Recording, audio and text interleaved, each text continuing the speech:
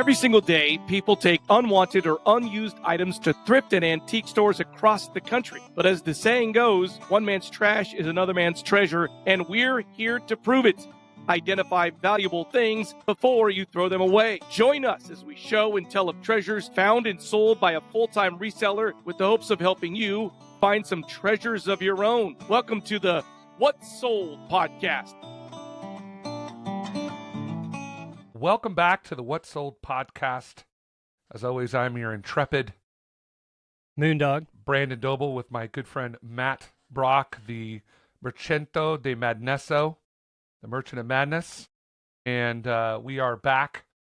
I feel like we're sort of post-Helening it at this point. I mean, there's still a lot of stuff going on here in Western North Carolina, and it's going to be going along for a long time, but nothing crazy new has happened over the last week since our last show. It's been more along the lines of kind of the new normal. Would you say that's a fair estimation, Matt? I would. I will echo what you said, which is that, the damage is still very real. It's extensive. When I've done some videos recently of the area on our YouTube channels, like the Rusty the Reseller channel, people are still shocked that it is as bad as it is, and that there are still vehicles upside down right on the edge of the road and lots of damage, and people are like, why have these not been taken yet? Why are these? And the answer is simple: because the devastation is so vast and large that naturally the people who are doing relief work are having to focus on the things that are the highest priority. So getting a vehicle that is completely totaled out of everyone's way is not as high of a priority as getting trees off of people's homes, rebuilding roads to access things that are important, working on the reservoir and the water table and that kind of stuff. That's where the majority of the work is being done. And there just are not enough people, enough heavy equipment to be doing all of those things simultaneously. A lot of stuff is being done, but 5 weeks later, it's not like everything's cleaned up and dozed and taken away. No. It's going to be months and months of that happening. So, I would say that things have calmed down. When it hit, it was just crazy. We couldn't communicate with each other. We couldn't go on certain roads. Kids were out of school. People had lost homes. We were just trying to get people basic things: food, water, gasoline, stuff like that. Now that's kind of past. Not to say that people don't need still those primary things, but they're more readily available now. Places are starting to reopen because power has been restored. I'm trying to get back into as much of a normal business mode as I've had been in. And I'm still doing some relief work. I'm still, donating and things like that, but it's a smaller scale. It's taking less of my time. And things are kind of calming down. It's not to say that there's still not a lot of work to be done, because there definitely is. Yeah, I was talking to a friend today, actually over coffee, and he was saying he's really struggling with the sort of the post-Helene depression, if you will. I think it's a real thing. It's like a PTSD. You can't drive. You'll be driving down a road and everything looks normal, and then you come around a corner and you'll just see a swath of destruction. And it's just, you're like, this is my home. This is where I live. And it's just chaos. And I was saying all the roads pretty much have been cleared, but what they did to clear most of them is just, like I said, bulldoze. They've just bulldozed all the things. So there's like trucks that are moved off to the side of the road, but they just don't have the time or the not even the time, but the resources to just go through this. This cleanup is going to take a long time. And I could see this cleanup going on for a year. And the area that I'm spending my time now is volunteering to do cleanup, to remove things. It's crazy how the traffic patterns have changed dramatically because roads are still closed, bridges are still out. So we've never had traffic here, ever. And now all of a sudden we have traffic jams all the time. And part of that is because we have so many trucks on the road because they're removing all the debris, the fallen trees. I mean, we had a tree service come. There's a big state-run tree service, I guess. And there was a massive pine tree that was going to come down and take out all of everybody's power line and fall on the roof. And they took it out. But they didn't remove the tree. They just cut it down and removed it as a danger to the power lines. So there's this giant pine tree on the side of the road that eventually they'll come and get. So, hey, listen, if you want firewood, come to Western North Carolina. We got it for you. My in-laws live about 45 minutes southeast of us in Black Mountain, and they had 4 dozen trees fall on their property. And I went this last weekend with my brother-in-law and my father-in-law, and we spent all day, and we cut about 6.5 trees up. And these are all pine trees that are between 70 and 100 feet long. That's a lot of work. And when you're cutting pine, which is a really sappy tree, I mean, you're constantly having issues with your chainsaw binding up, like the chain won't move. You have to take it apart. You have to clean it out because that sap gets in there with the sawdust. And man, it's a lot. I can tell you, just as one dude with one little chainsaw, there's a lot on one property. It's a lot of work. But I thought that was in Rutherfordton. It is. It's in Rutherfordton. But you said Black Mountain, so I was like, wait. Well, I'm saying it's 45 miles of the drive from us. From Black Mountain. But my kids, they go to aftercare. They go to school in Swannanoa, in one of the worst hit areas. Luckily, they're back in school. We can access that area. But if I'm getting them from their daycare, which is in the very center of downtown Black Mountain, and I want to go east back towards my home, forget about it. I can't make that turn. Like you were saying with traffic patterns, there's so much traffic now in such a small, just a few roads, that I have to go the opposite direction and try to curl around on a back road if I don't want it to take me 20 minutes. And it's never been like that. So whatever, that's, having to spend an extra 10 minutes on the road, that is not a big deal compared to... Right. It's amazing how you can go back to like complaining about traffic when you were just happy that there was traffic. Hey, listen, right? I'm a human being. Yeah, I complain. That's what I do. Yeah, but no, me too, for sure. I'm like, these cars, where are all these cars coming? If you're in a place that was heavily destroyed, and then, this is not a political show, but we had an election, we're 2 days away from the election? Yeah. And if you happen to be, one out of every 2 people, 50% of those who happen to be not pleased with who was elected, you've got the stress of that on top of everything. There's just a lot of conversations happening, and it's hard for a lot of people right now. Yeah. And it's a hard I really time. feel for them. It is a hard time. There's a lot of stress.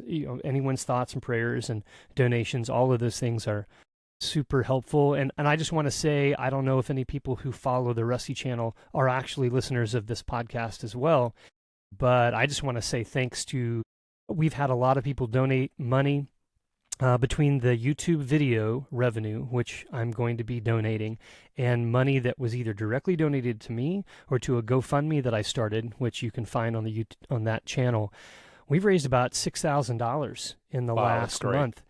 And that is going to go into people's hands that desperately need it. And there's going to be a lot more needed, but that's going to really help some people. And I feel really good about, and just so thankful for the generosity of complete strangers, people who don't live here. Maybe they've never even been here, but they see that and they're compassionate. Well, it's a little known fact that resellers are the most compassionate, kind, and caring people on planet Earth, Matt. I mean, it just do not know if that's is. true. Well, I'm proclaiming it today on there you the go. What's Sold podcast. It's funny. My daughter's class, 3 students are no longer in her class because their houses were washed away, and they had to move out of the state to go to. And they won't be coming back. So it's. We've talked about this on 4 or 5 shows now, and I know our audience is like, come on, get to the reselling stuff. Yeah. But ultimately, we don't want you to forget that this is still it's probably like any natural disaster. It doesn't just go away when you sort of reestablish a thing. We don't even have drinking water yet. So it's going to be an ongoing process. We are deeply appreciative of those of you that have been so generous, kind, and I believe that some of you, Rusty, the reseller folks, are listening to the podcast, because I'm always amazed at how much the show continues to grow. It's really awesome.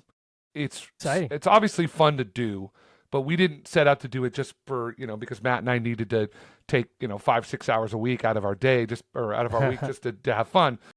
We like talking to each other and it's enjoyable, but ultimately we wanted to create something that was useful and beneficial and that would have success. So that's right.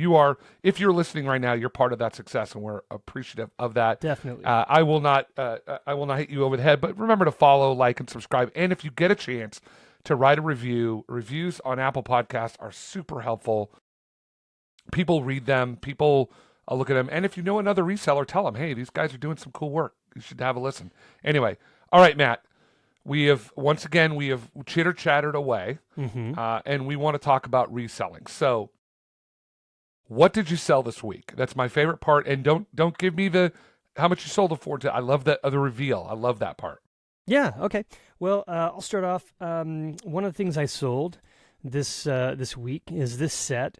Oh. It's almost like a salad plate with a saucer and then a teacup on top. Yeah. And these are kind of a gilt, like a gold, kind of painted, set here with like a red, kind of a ruby red color down on the bottom of the cup and a little circle on the saucers. And these are a variant. It's like from Germany. These were probably made in like the 1950s. Oh.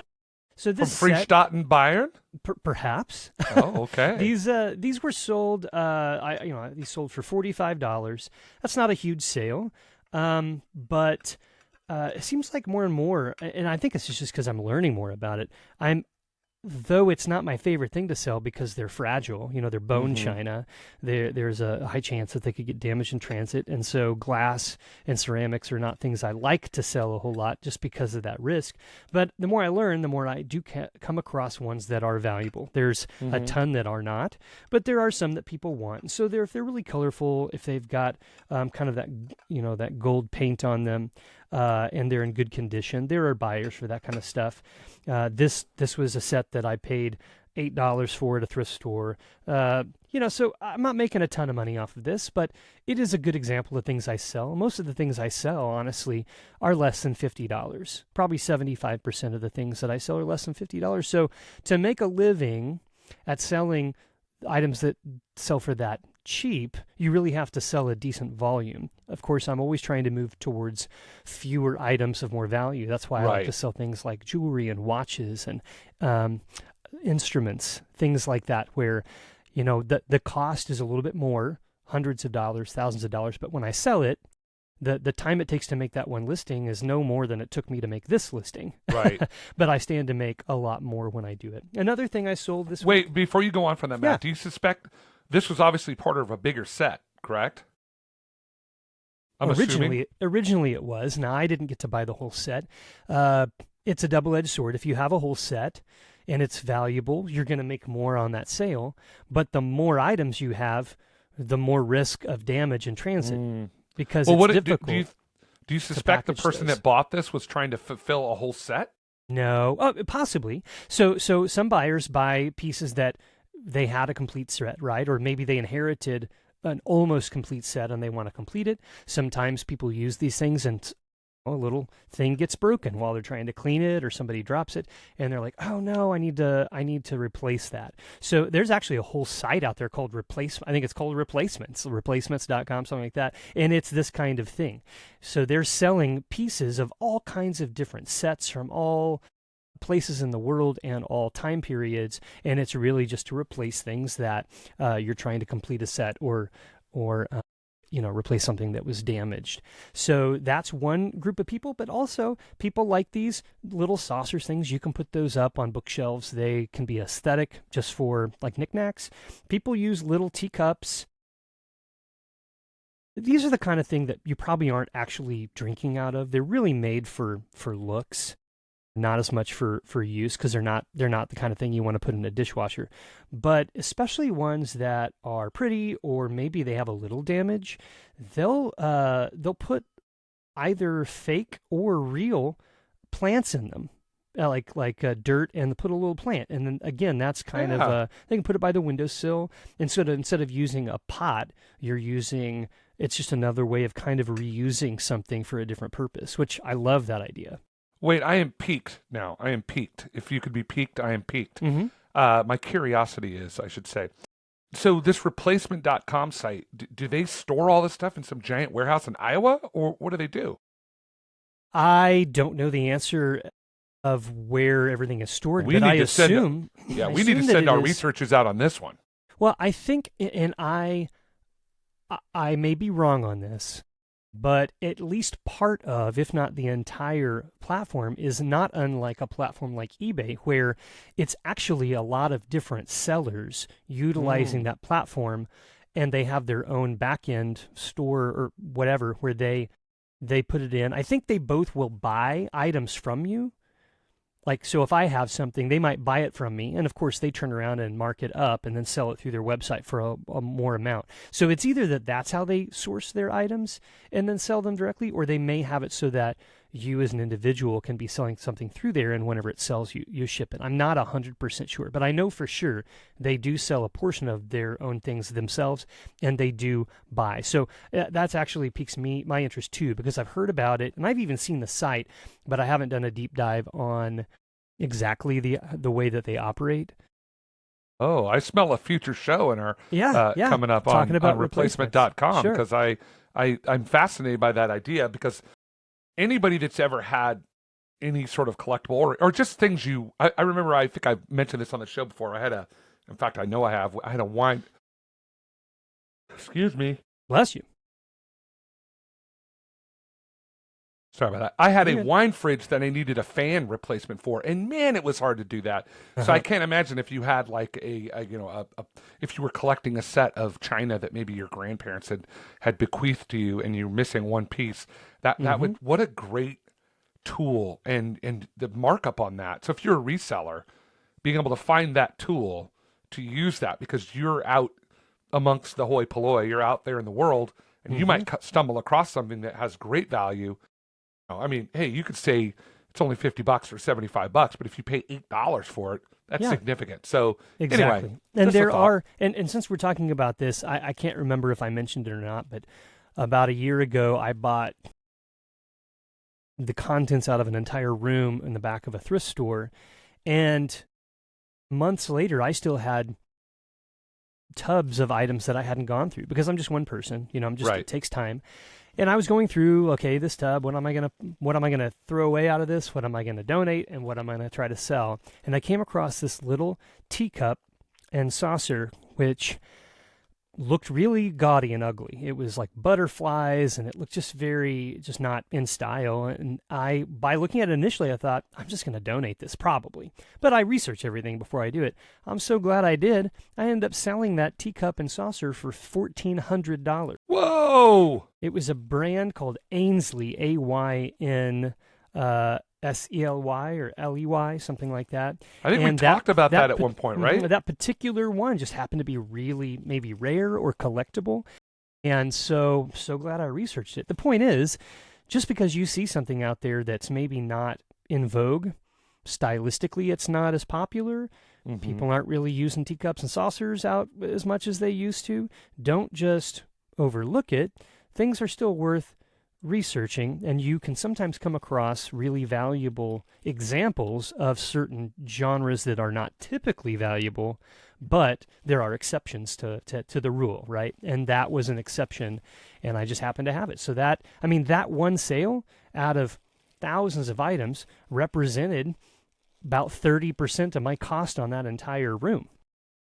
And I didn't even discover it till maybe 6 months later. It was just sitting around. So, and I think that's why we do this show. It's because it's very things like that. It's that you have to be, in a sense, you really have to have a meticulous eye for detail in this business, because you just, it's time, and how much time am I going to spend and stuff, but you've got to be able to spot things when they're there. There are treasures that are out there that you got to be able to spot. And by the way, whenever you start talking about teacups, I start seeing, in my head, I'm like, I'm a little teacup, short and stout. Anyway, but it makes me think of, what is that, Alice in Wonderland, when she comes down to the Mad Hatter, and they're you know what I mean? They're sitting around, and they're drinking out of their teacups. Exactly. I think that you can't cheat the process. It takes time and experience to start to build up your knowledge base of what things are. And so when I discover a thing that's valuable, I know it now from now on, unless I forget it. But usually I can remember. But the thing that makes me good at what I do, and would make you, listener, even if you're just starting out, really good at buying and reselling, is if you can master the art of knowing how to research something. You don't have to have a cataloged knowledge of all of these things out there. Who can do that? But if you know how to research something, then you're dangerous. then you don't have to know. I know a little bit about a lot of things, and that's okay. If I knew a lot about a lot of things, I would be even better. But the way I cheat and still am successful is that I have done a lot of upfront work to learn the proper way to research things and the places to go to find values. And if I can do that, and if you can learn how to do that, you can be really good at this kind of thing. And if I'm a listener right now, I'm like, tell me more, Matt, about this research stuff. So I do sense another show in our future on how to research. So well, and the thing is, depending on the type of item, there are different things you need to look for. So we could do we could do multiple episodes. Like, this is how you research ceramics. This is how you research glass. This is how you research jewelry. This is how you research paper goods and ephemera. I mean, we could do an entire series on that. And this is how this is how you research pocket watches or regular watches. How do you know if this is a fake Rolex versus, a real one? I feel a series in our future. Yeah. Bring it on. All right. What else did you sell? Another thing I sold is, let me pull it out of the little baggie here. It's all prepped to be sent out. I've already made all the labels and things, but to, the average person, this would just look like a round rock. But actually, it's a geode that has just not been cut open. So inside there is a crystal, possibly. Perhaps there's a fossil inside. I don't really know. But this thing sold for $25. And this is the kind of thing that if you're in the right place at the right time, you just pick it up off the ground. It costs you nothing, and you sell it. I sell things every month that are in the following: arrowheads, geodes, rocks and minerals, fossils, shark's teeth. All of these things can be are maybe not by you, but by someone, were just picked up off the ground at some point. They're just in nature, and there are people who make entire livings doing just that, searching for stuff. And I'm not even talking about people who kind of really get into it, like, I'm a treasure hunter. I go to the beach with my metal detector, or I go out and I pan for gold. Correct, I go mudlarking. I've been following some people lately who are looking for gold in Tasmania. So there may be an episode on the Rusty channel or on this podcast in the next year or two where Rusty goes to Tasmania and hikes out into the outback and searches for gold. I mean, even if I don't find gold, that's a stinking cool experience. You know? So I've already looked it up, by the way, from Charlotte, North Carolina to the closest place you can get to Tasmania in April of next year. It's just $1,600 flight. It's not a big deal. If you could write that off as a business expense and find yourself $10,000 worth of gold in Tasmania. Even if I don't find gold, if I buy something, that's a sourcing trip. I went there to buy items. And so, you can write that off. There's all kinds of things. What's the flight time?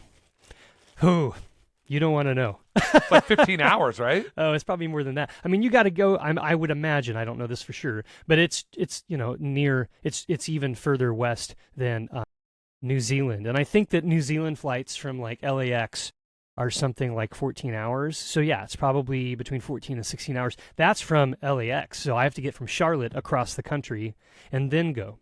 So no flights go east. Probably be 2 days or at least in transit. No, you'd be going across the world, because basically from LAX you're going down past Hawaii area, across the Pacific to roughly you're going past Fiji, you're going past New Zealand, and you're going to Australia. But then Tasmania is that little island on the south, I believe, southeastern edge of Australia. Yeah. And you got to fly through. It'd be fun to do a little like, where's the exact midpoint in the world that if you went one way with the same exact time as if you went the other way to Tasmania. I'm gonna have to do some research on that. But anyway, here's another Matt, thing. You've heard it here, people. Matt is going to Tasmania. I'm going to Tasmania. I am absolutely. So I'd love to, and maybe I will if I'm crazy enough. But I'm definitely going to England and Scotland next summer in July. So there will be some mudlarking occurring that I will video. There will be some searching for things to source in those areas. So look for that to come next year. Another thing I sold is this little bronze ashtray, and it depicts a stereotypical Native American figure a man with sort of that traditional garb with a headdress, and he's holding a pipe out, and it's a little ashtray. And I'd never come across one of these before. It's not marked or signed, so I don't exactly know who the manufacturer was. I don't even know the time period, frankly, but I believe it was probably in the 60s or 70s. And this thing sold for $199. I paid $25 at an estate sale for it. Cool. So that's a good. Wait, how much did it sell for? Basically $200. Wow. So little ashtrays, if they're unique, or sometimes Native American, themed items, there's a collector base for. And also, there was a big resurgence of interest in Native American, I guess I would say, culture by Americans around the 1970s. And so there were a lot of items made during that time period. And prior to that, in the teens and the 20s, also, you were seeing a lot of memorabilia and signage and things for oil and gas companies, motorcycle companies, and places like that utilized headshots. And like there were a lot of, for example, matchbooks from the 1920s and 30s that if it was a gas station, an oil company, or some sort of business would have a Native American like headshot with a headdress. It was colorful. And there's a collector base for that kind of stuff also. Yeah, I suspect that might be something we could also do. I mean, just spitballing here, but it seems like researching those kinds of things would be probably a good way to keep an eye out for stuff. It sounds like to me, and correct me if I'm wrong, but becoming an expert in certain areas is not a bad thing. So if you became an expert in Native American memorabilia, it would be easier to sell it if you knew what you were looking for. Is that correct? Absolutely, and I think that the reason, if you're a salesperson of a particular niche, one of the main reasons why you would do better is because if you have a very specific store that sells a specific item or category of items, then people who want that kind of thing know to go to you for that thing. They don't have to wade through other stuff in your store that they don't care about. They know that, generally speaking. Like if I did this, and I'm always trying to do this more. In fact, I have it written down right here. Let's see if I where did I write it? I don't know if I'm going to find it here or not. Oh yeah, I did. Jewelry, watches, artwork, instruments. Those 4 categories. If I can get to where those 4 categories are the only categories I sell, I'd be very happy, because I know those categories well. Mm-hmm. I enjoy finding, buying, and selling things in those categories, and sales from those categories have traditionally been good for me. And so if I can condense my store down to those, that's still multiple genres, and that's that. If I can get there, great. And if I can even narrow it down more from that, perfect. But if I have a store and all I do is sell jewelry, fine jewelry or costume jewelry, I'm going to get a lot of followers on that store, because they know they don't have to waste time when they come to me. All they have to decide is if they like that particular item or not. They don't have to worry about whether they're going to like the genre of what I'm offering. So yeah, and the more detail you have, the better you are at describing a thing. You'll know what the buyers are looking for, all of that. So I think it's a really good idea. That's great. All right, well, we were going to do this show on the holidays as well as Halloween, because we just passed Halloween. Mm-hmm. We had a great Halloween. It was actually pretty fun. It felt normalizing. We went trick-or-treating with my daughter, and it was fun. But because, once again, we have run on time, we're just going to talk about Halloween today, and then we're going to come back with our What's Sold podcast holiday craptacular. Will come up in the next month or so. So be on the lookout for that. But today we're going to talk about Halloween. And I'll tell you, I've always been fascinated since the very beginning of the show, because you've talked about Halloween cards and Halloween things and how valuable they can be. Mm-hmm. So I thought this might be even though we're past Halloween, it's something to take a look at for the next year. As you start prepping for next year and thinking about prepping for holidays, this is a good thing to think about. Yes. And so talking specifically about Halloween, everyone has their opinions about Halloween and if they're going to celebrate it or not. But aside from that, if we're just looking at specifically what is the market like for Halloween-oriented items, I would say it's very strong. The 2 holidays that have the strongest potential to buy and sell things for a profit would be Halloween first and Christmas second. And the things that I'm talking about that are you would be able to find, if not online, but in your local community, would be things like toys, candles, postcards, things like that. So there was a very large number of postcards produced for Halloween back in the early 1900s. So late 1800s up until about the, let's call it the 1980s. But like the 20s and 30s were kind of the heyday for that.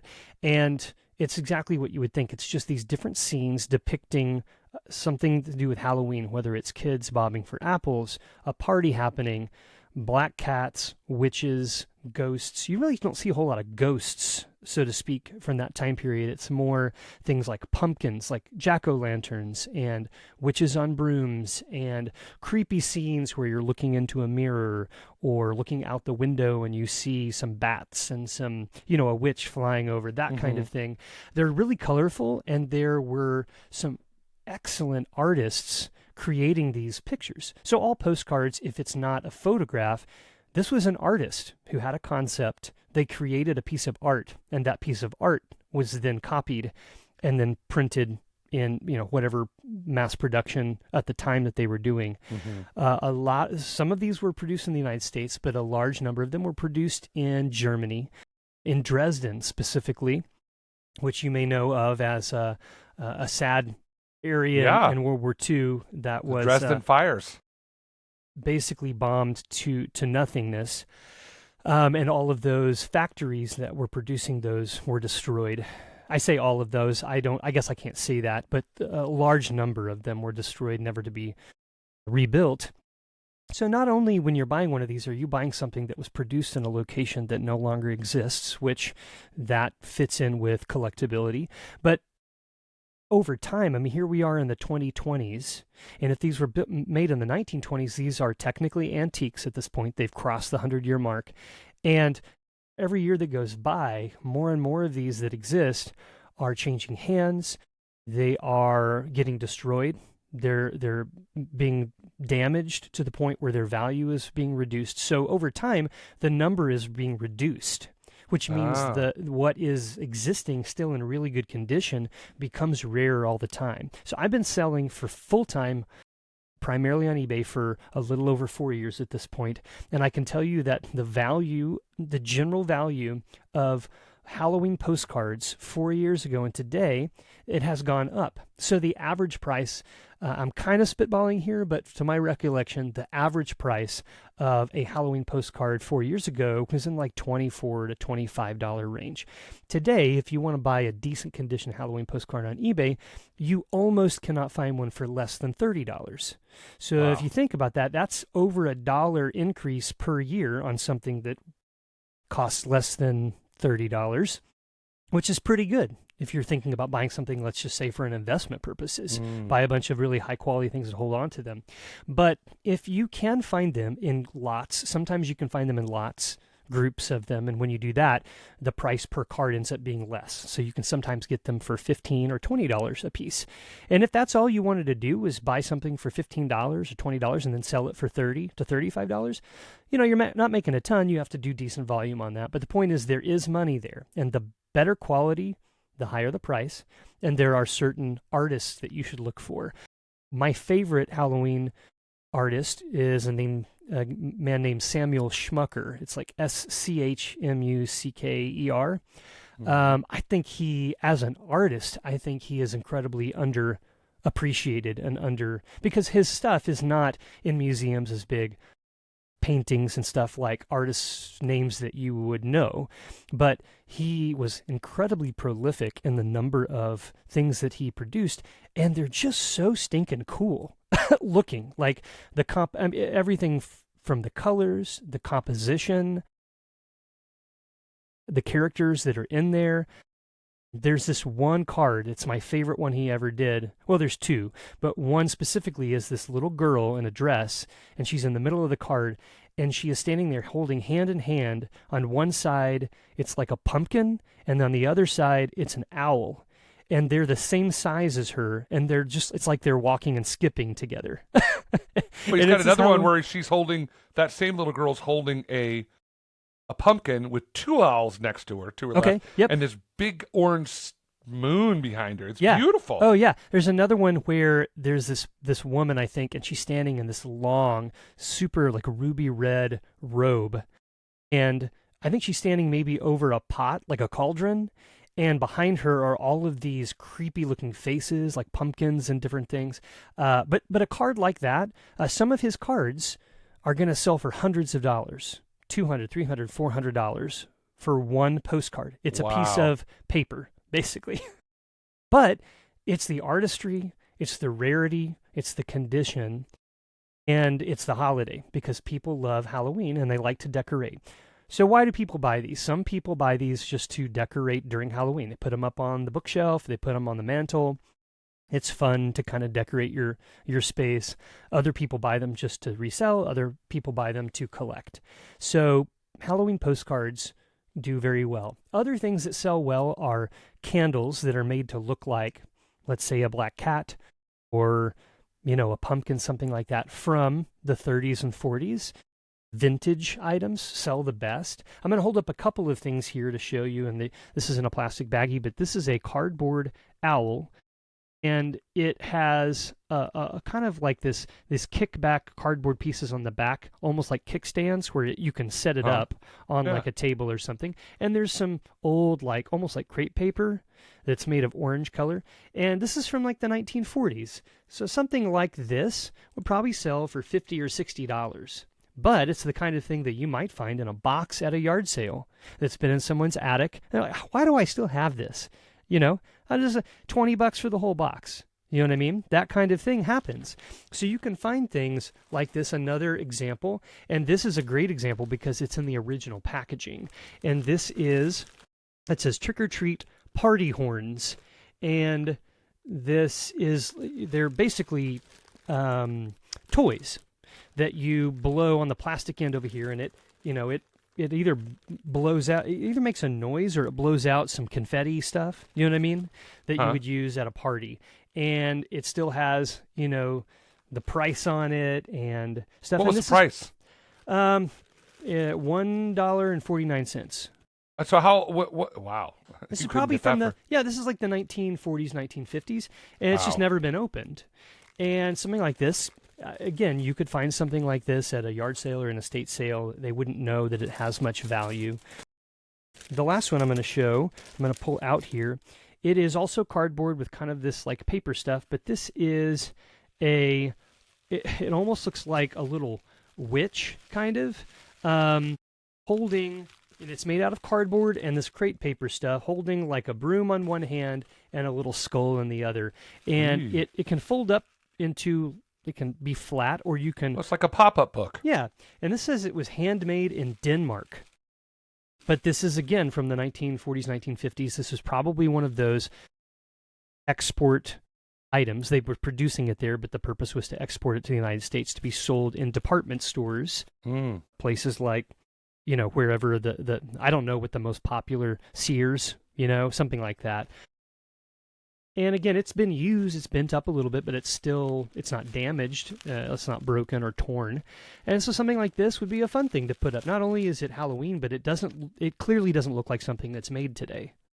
It looks do you like think that the folks, the Danes in Denmark, as they were making these, are looking at us going, these silly Americans?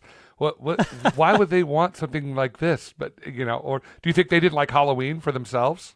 I don't have any idea. I would venture to guess that the way that they celebrate it in those countries decades ago was probably not the same way that we celebrate it now, nor was the way we celebrated Halloween in the 1920s and 30s the way that we celebrate it now. There have been changes. As I mentioned, the introduction of kind of ghosts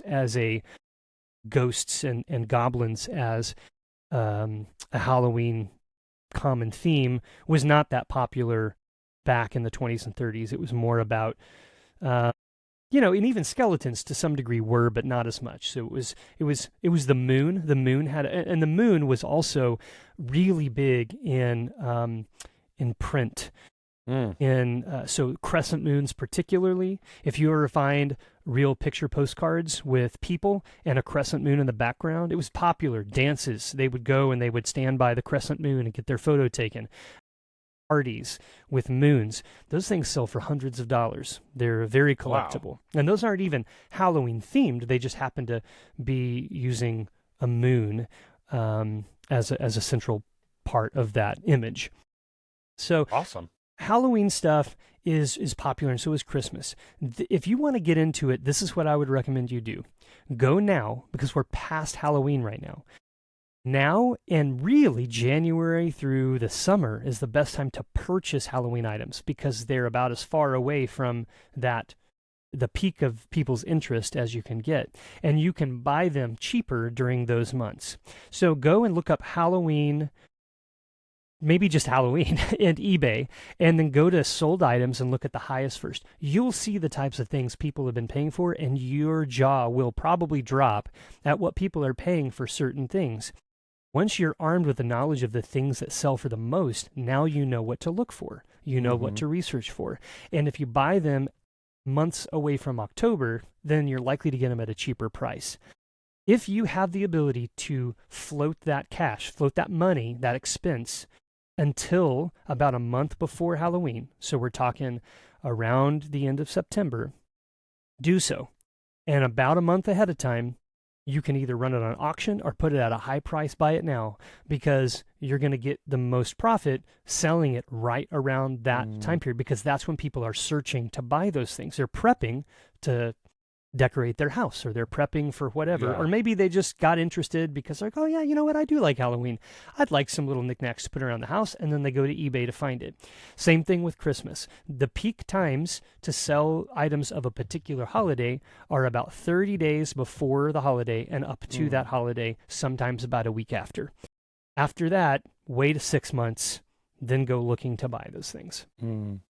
Yeah, well, that's interesting because it's funny, we do these shows and you and I talk about like a different, I have probably 50 ideas in my head from this show. Like the idea that so much of the stuff that we consume today is just garbage, right? That's just been made in a factory, and it's not, but one of the things that makes this collecting and reselling so interesting is that people actually made this stuff by hand, or they made them as one-offs or in a small factory somewhere, and they made this, and it's really cool. Like the things you've showed us today they look cool, as opposed to like looking, cheesy or cheap or whatever.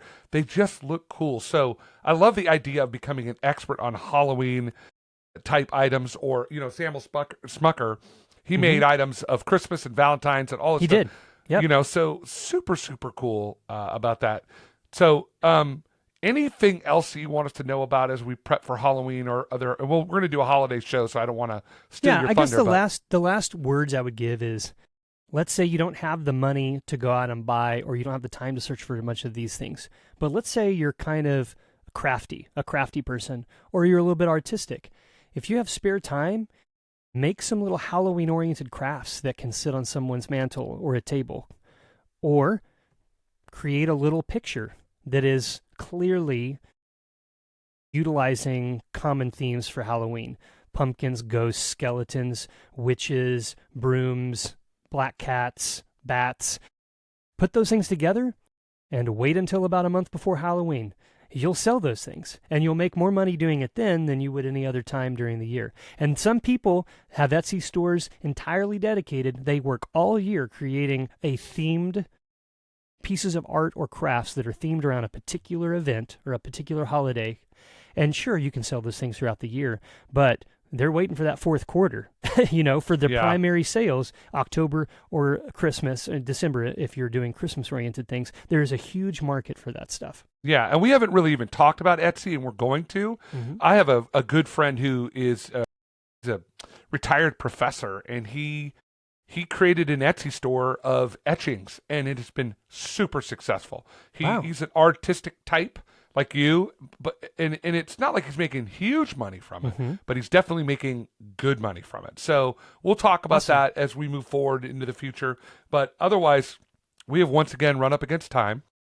We are so grateful to everybody that listens. Matt, take us out on a positive thought as we move forward towards the holidays and Thanksgiving. Anything you'd like to say to the folks about Halloween or whatever? Yeah, I'm gonna take a page out of Rusty's playbook and just say, guys, whether you're in a disaster zone or you're fretting about the elections or whatever stress is in your life, because we all have it, we're all cousins.